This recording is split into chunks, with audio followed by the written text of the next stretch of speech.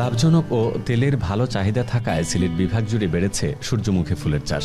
গত বছর 3 আগে যেখানে সিলেট অঞ্চলে সূর্যমুখী ফুলের চাষ ছিল অচেনা, সেখানে বর্তমানে বিভাগ জুড়ে এই ফুলের চাষ হচ্ছে 772 হেক্টর জমিতে।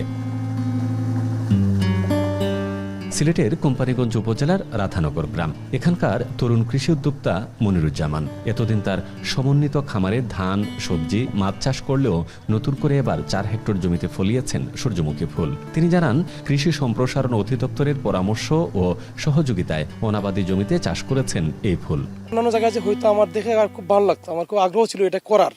তা আমি আসলে সুযোগ সুবিধা পাইতেছিলাম না, যে জায়গা জমিনের সংকট ছিল, তো এই জমিটা পরিত্যক্ত ছিল আর পানির সোর্স ছিল না এতদিন, কারণ এখানে পানির দরকার ছিল। আর ওই কৃষি অফিস থেকে পানির সোর্স দেওয়ার পরে স্যারের পরামর্শে এইগুলি করলাম আর কি। মনিরুজ্জামানের মতো দেশের উত্তর পূর্বাঞ্চলে কয়েক হাজার কৃষক এখন সূর্যমুখী ফুলের চাষ করছেন। তারা বলছেন, উৎপাদনের খরচ কম আর সহজেই তেল প্রক্রিয়াজাতকরণের কারণে দিন দিন সূর্যমুখী চাষে আগ্রহী হচ্ছেন তারা।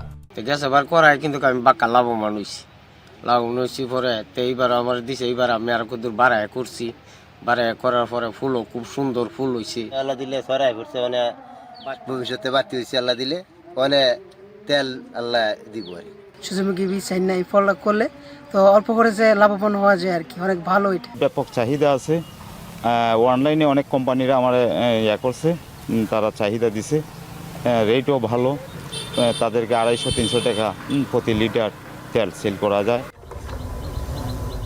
কৃষি সম্প্রসারণ অধিদপ্তর বলছে, সূর্যমুখী চাষে সিলেট অঞ্চলে বিপ্লব ঘটেছে।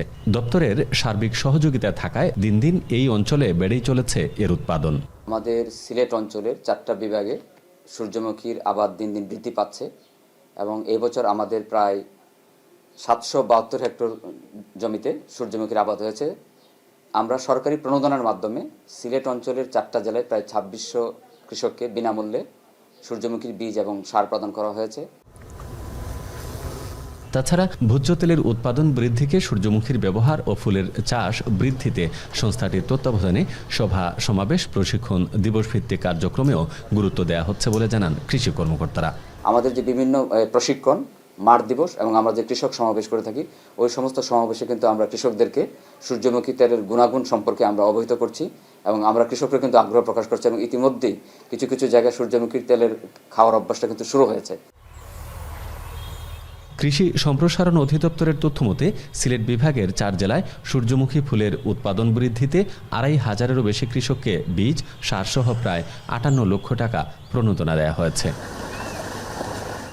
গুলজার আহমেদ, এখন সিলেট।